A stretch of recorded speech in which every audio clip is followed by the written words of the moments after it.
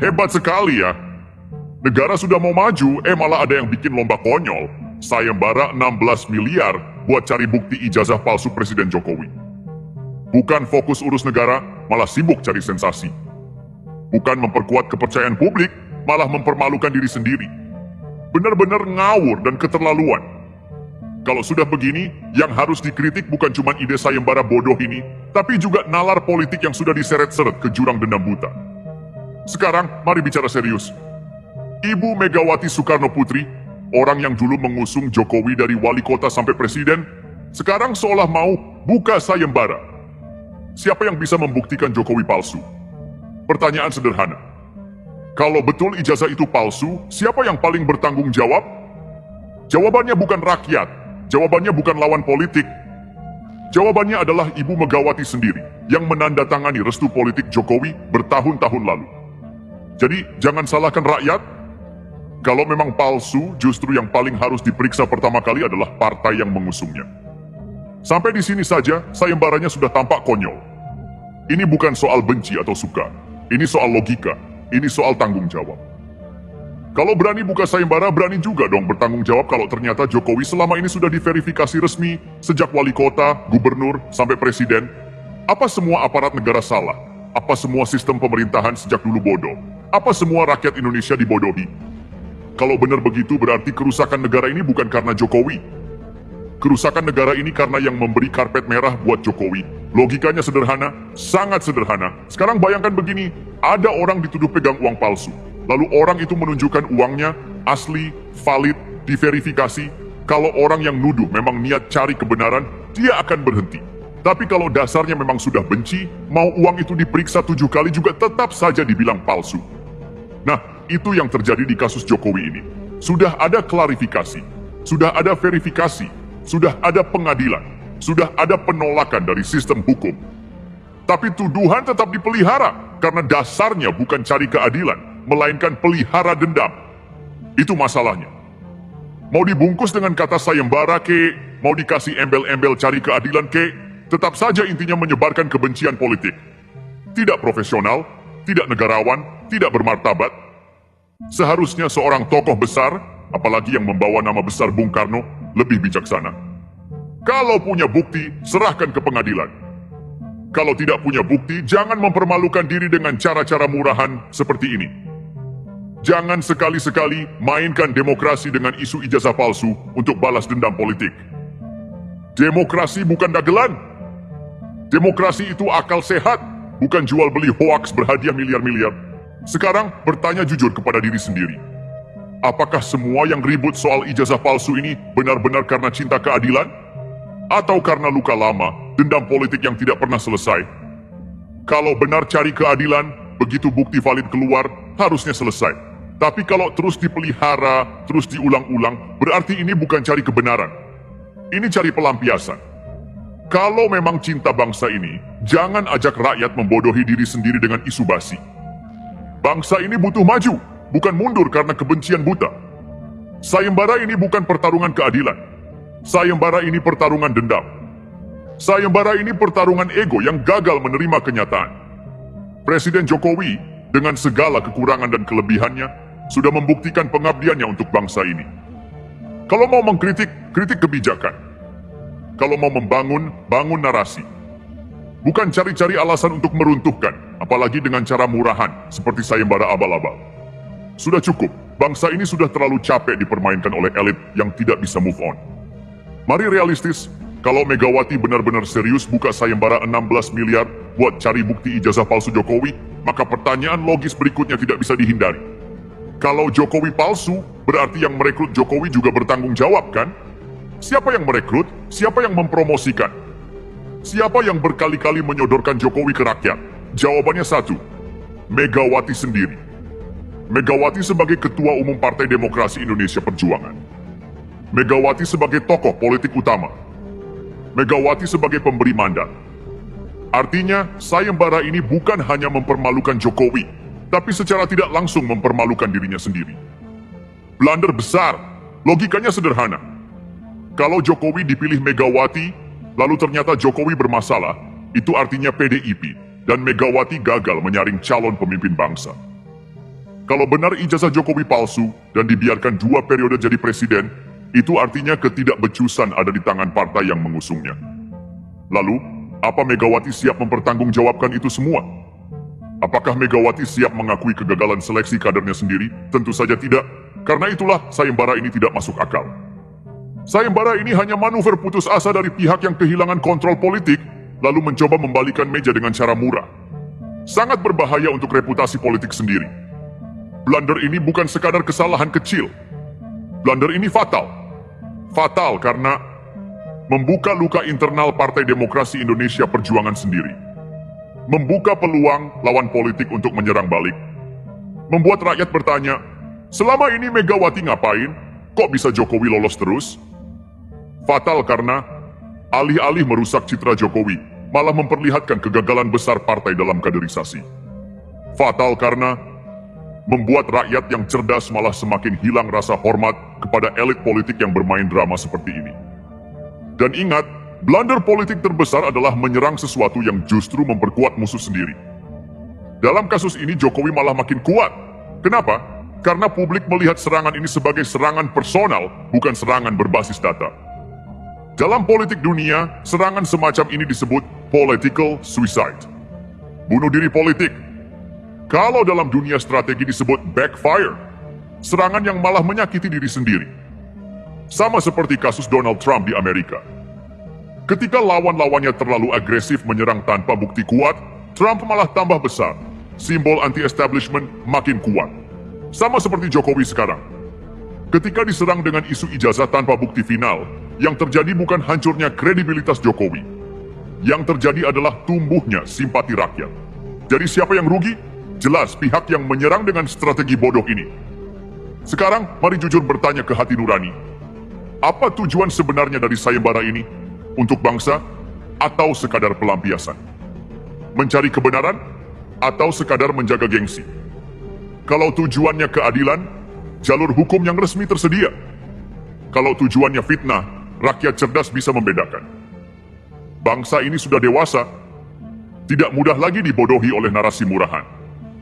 Rakyat butuh pemimpin yang membangun, bukan menghancurkan dengan kebohongan dan dendam. Sayembara 16 miliar ini bukan jalan keluar. Sayembara ini jebakan buat diri sendiri. Sayembara ini bukti bahwa sebagian elit tidak siap kalah, tidak siap introspeksi, tidak siap menerima realita. Dan bangsa ini, bangsa Indonesia yang cerdas, tidak butuh lagi pemimpin yang bermain di lumpur kebencian. Bangsa ini butuh pemimpin yang melangkah ke depan, bukan mundur sambil menebar racun di jalan. Maka, hentikan drama. Fokus membangun bangsa. Karena kebencian tidak akan pernah mengalahkan kerja keras dan kebenaran. Kalau ada lomba strategi politik paling bunuh diri, sayembara ijazah palsu ini pasti juara 1. Enggak perlu polling, enggak perlu voting, sudah otomatis menang telak. Karena apa? Karena efeknya jangka panjang, sistemik, dan menghancurkan dari dalam. Dan ini bukan teori, ini sudah mulai kelihatan. Sayembara ngawur ini seperti menabur garam ke luka lama di PDIP. Sekarang internalnya makin terang. Ada kubu pro Megawati yang keras kepala, ada kubu pro Jokowi yang lebih rasional dan ingin move on. Ada generasi muda PDIP yang mulai gerah karena malu bawa nama partai yang isinya sayembara ngawur dan politik baper. Sampai 2029, kalau pola ini berlanjut, PDIP dipastikan pecah menjadi 2 atau 3 faksi, kehilangan dukungan generasi muda, tersingkir dari posisi elit nasional, kecuali berkoalisi dengan partai lain yang lebih sehat. Kenapa? Karena rakyat Indonesia, terutama pemilih muda, 2029 tidak mau dipimpin orang-orang yang sibuk ribut ijazah, sementara negara butuh solusi konkret buat ekonomi, energi, dan geopolitik dunia. Megawati tadinya punya modal sejarah besar. Putri proklamator, mantan presiden, tokoh besar reformasi. Tapi dengan manuver seperti ini, warisannya malah ternoda berat. Kalau ini terus dibawa sampai 2029 tanpa klarifikasi dan tanpa evaluasi, sejarah akan mencatat Megawati adalah tokoh besar yang menggerogoti warisan politiknya sendiri karena gagal move on. Ini berat, karena bangsa ini sekali kecewa tidak mudah melupakan. Nama besar bisa roboh hanya karena satu kesalahan fatal yang tidak pernah dikoreksi. Aneh tapi nyata, sayembara ini justru memperkuat Jokowi. makin ditekan, makin dituduh tanpa bukti sahih, Jokowi makin dipersepsikan rakyat sebagai pemimpin dari rakyat biasa, korban elit lama yang tidak rela kehilangan kekuasaan, tokoh anti status quo yang berhasil meruntuhkan politik dinasti lama. Sampai 2029, jika ini terus bergulir, Jokowi akan tetap jadi influencer politik terbesar, walau tidak lagi menjabat. Bisa saja para calon presiden atau wapres nanti akan rebutan dukungan Jokowi untuk menang. Dan ironisnya, itu semua terjadi karena serangan bodoh ini. Suka atau tidak suka, sayembara ini mempercepat lahirnya era baru politik Indonesia. Era di mana rakyat tidak lagi silau dengan keturunan siapa, era di mana yang dinilai adalah kinerja dan integritas, era di mana elit lama dipaksa pensiun atau berubah. 2029 nanti akan jadi titik kritis. Kalau elit lama masih bawa pola sayembara ijazah sebagai senjata politik, rakyat akan menghukum mereka lewat suara. Dan hukuman dari rakyat dalam politik demokrasi itu lebih kejam daripada sayembara apapun. Karena sekali kehilangan kepercayaan, tidak ada 16 miliar, tidak ada 160 miliar yang bisa beli kembali legitimasi itu. Maka, narasi besar sampai 2029 ini sederhana. Mereka yang membangun kepercayaan akan bertahan, mereka yang menjual drama murahan akan disingkirkan. Dan sejarah tidak pernah peduli siapa yang dulu besar. Sejarah hanya mencatat siapa yang mampu berdiri di saat badai datang. Bangsa ini sudah terlalu dewasa untuk terus dijual drama. Rakyat butuh kerja nyata, bukan sayembara kosong yang malah mempermalukan diri sendiri. Di saat dunia sudah sibuk ribut tentang krisis energi, AI, persaingan Amerika-China, beberapa politisi kita malah sibuk sayembara ijazah. Memang kelasnya jauh. Ada dunia nyata, ada dunia halu. Tapi suka tidak suka, dunia nyata itu akan tetap jalan, dan mau tidak mau, akan menggilas siapa saja yang tidak siap. Sampai 2029, geopolitik dunia makin tajam. Amerika dan sekutunya di satu sisi, China Rusia di sisi lain. Semua negara ASEAN dipaksa memilih arah. Mau lebih condong ke barat, Amerika Eropa, atau lebih ke China, Indonesia mau tidak mau akan ditarik ke tengah pusaran ini. Nah, apa hubungannya sama politik dalam negeri? Sangat besar. Karena kekuatan politik yang pro-Amerika akan bersaing dengan kekuatan yang pro-China. Kalau politisi Indonesia masih sibuk jualan isu receh kayak ijazah palsu, maka yang terjadi adalah Indonesia hanya akan jadi penonton di pertarungan besar dunia. Padahal posisi strategis kita di Indo-Pasifik ini kunci banget. Kalau salah ambil sikap, 2029 bisa jadi tahun kekalahan diplomasi Indonesia. BRICS, Brazil, Rusia, India, China, South Africa, sekarang makin menggeliat. Mereka bikin kerjasama dagang, mata uang baru, sistem keuangan tandingan IMF. Indonesia ditawari untuk lebih dekat. Kalau Indonesia pintar, ini bisa jadi peluang emas. Diversifikasi ekonomi, kedaulatan finansial lebih kuat, akses ke teknologi dan energi murah dari China dan Rusia. Tapi, lagi-lagi, itu butuh pemimpin nasional yang fokus ke isu global, bukan pemimpin yang sibuk debat ijazah sambil main sayembara. Kalau 2029 Indonesia masih dipimpin elit yang sibuk drama, jangan kaget kalau akhirnya negara ini cuma jadi pasar, bukan pemain dalam ekonomi global baru. Ingat ini baik-baik. Di 2029, bonus demografi Indonesia lagi di puncak. Anak muda usia 20-35 tahun, jumlahnya dominan. Generasi ini lahir di era internet, tidak bisa lagi dibohongi dengan drama politik basi. Kalau politikus masih pikir rakyat bisa digiring pakai narasi abal-abal, akan dihukum lewat TPS. Yang jualan kerja nyata akan dipilih, yang jualan drama akan ditinggalkan. Rakyat Indonesia sudah terlalu pintar untuk dijual cerita konspirasi tanpa bukti. Sekarang, siapa calon yang punya modal global kuat untuk 2029? Jawabannya sederhana. Prabowo sudah punya hubungan baik dengan Amerika dan China. Gibran, kalau diarahkan benar, bisa jadi wajah muda Indonesia yang diterima dunia. Kalau Prabowo sehat dan Gibran bisa menguasai panggung internasional, kombinasi ini berpotensi besar memimpin Indonesia tetap netral aktif dan tidak terjebak jadi budak blok barat atau timur. Tapi kalau lawan politik mereka hanya jualan isu basi macam ijazah palsu, tanpa peta global, tanpa strategi ekonomi dunia, maka bisa dipastikan Pilpres 2029 akan jadi pemakaman politik bagi elit-elit lama yang gagal move on. Jadi begini kesimpulannya. Dunia berubah cepat, rakyat berubah cepat, tantangan berubah cepat. Sementara sebagian politisi kita masih hidup di masa lalu, sibuk memperpanjang dendam pribadi jadi sayembara. Kalau masih begitu, 2029 bukan saja jadi tahun kekalahan elit tua, tapi bisa jadi titik balik kematian politik mereka selamanya. Bangsa ini sudah bosan disuruh menonton drama. Bangsa ini butuh orang yang bisa baca peta dunia, bukan baca ijazah palsu. Sementara sebagian elit masih sibuk ngitung sayembara abal-abal, dunia nyata politik Indonesia sudah mulai bergerak pelan-pelan. Mereka yang paham peta global sudah menyiapkan diri. Mereka yang masih ribut ijazah, silakan. Tertinggal di belakang sejarah. Kalau konstelasi dunia dan ekonomi nasional tetap stabil, maka besar kemungkinan Prabowo akan mendorong regenerasi. Gibran ada di posisi strategis. Muda, nasionalis, diterima kalangan internasional, dan dekat dengan pemilik modal baru, baik lokal maupun global. Kalau Gibran bermain cerdas, membangun citra sebagai juru bicara generasi baru, tetap berjarak dengan politikus tua yang bau dendam, fokus pada isu konkret, energi, pangan, AI, pertahanan, maka Gibran akan sangat dominan di Pilpres 2029. Bukan karena nama besar bapaknya saja, tapi karena kebutuhan zaman yang berubah. Kalau Gibran gagal menjaga momentum, ya siap-siap disalip kandidat lain yang lebih relevan.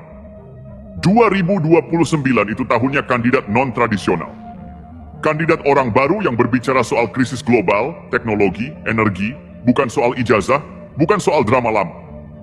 Siapa kandidat potensial? Militer muda, jika ada jenderal muda cerdas yang mau tampil. Teknokrat muda, pengusaha teknologi, ekonom progresif, kepala daerah inovatif, gubernur atau wali kota yang kerja nyata. Mereka ini yang bisa merampok suara anak muda, karena pemilih milenial dan Gen Z akan lebih dari 60% suara nasional 2029. Jadi jangan kaget, partai besar sekalipun bisa hancur lebur kalau masih jualan narasi usang.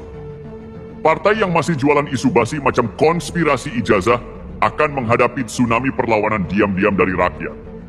Karena publik makin dewasa. Mereka ingin harga beras stabil, lapangan kerja nyata, kedaulatan digital, energi murah. Kalau partai tidak mampu bicara soal itu, goodbye, tidak peduli seberapa besarnya dulu.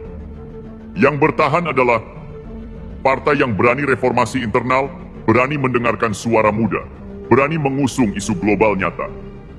Kalau masih sibuk sayembara receh, ya, siap-siap jadi fosil politik. Amerika dan Cina akan sangat agresif mencoba menggoda kandidat Indonesia. Siapa yang mereka sokong biasanya bukan karena cinta, tapi karena kepentingan geoekonomi. Cina akan sokong kandidat yang mau buka keran investasi Belt and Road, mau jaga stabilitas Laut Natuna Selatan. Amerika akan sokong kandidat yang mau masuk blok Indo-Pasifik ala Washington, mau batasi pengaruh Huawei, TikTok, dan teknologi China. Jadi 2029 itu bukan cuma pilpres nasional, tapi juga pertarungan proksi global. Kandidat yang tidak sadar peta ini akan kejebak, jadi boneka tanpa sadar. Perang 2029 bukan lagi perang konvensional, tapi perang narrative warfare. Buzzer bayaran, akun robot, serangan informasi akan membanjiri sosial media. Narasinya bisa macam-macam. Fitnah pribadi, hoax ekonomi, provokasi agama, polarisasi sara. Kalau rakyat tidak pintar, negara ini bisa pecah tanpa perlu satu peluru pun ditembakkan. Itu kenapa elit nasional harus lebih cepat berpikir, lebih dewasa dalam bertarung, lebih peka membaca arah global. Kalau masih sibuk adu ijazah palsu-palsuan, ya wassalam. Kalau 2024 kemarin elit gagal membaca arah, 2029 tidak ada maaf. Karena dunia tidak menunggu bangsa malas berpikir. Yang masih jualan sayembara bodoh akan dihukum oleh sejarah. Yang cepat beradaptasi dengan perubahan dunia akan memimpin sejarah. Bangsa ini sudah capek dipaksa nonton drama. Bangsa ini ingin maju. Maka elit politiknya harus mau belajar atau minggir. Kalau ada elit yang masih bangga buka sayembara abal-abal cari ijazah palsu, di tengah dunia yang makin berdarah karena perebutan energi, pangan, teknologi, maka elit itu pantas disebut apa? Pantas disebut fosil sejarah. Rakyat sudah capek, rakyat sudah muak. Rakyat ingin pemimpin yang bekerja, bukan pemimpin yang sibuk drama dan sayembara. Tahun 2029 bukan tentang siapa lebih pandai fitnah, tetapi tentang siapa lebih siap bertarung demi bangsa di dunia baru yang brutal. Kalau masih pikir Indonesia ini panggung sandiwara murahan, lebih baik minggir sekarang sebelum digilas sejarah. Bangsa ini besar, bangsa ini kuat, tapi bangsa ini butuh pemimpin yang logika dan hatinya sama besarnya. Bukan pemimpin yang logikanya tumpul, hatinya kerdil. 2029 adalah milik mereka yang waras, bukan milik mereka yang baper. Ingat baik-baik, kalau tidak siap berubah, sejarah akan membuang mereka seperti sampah jalanan.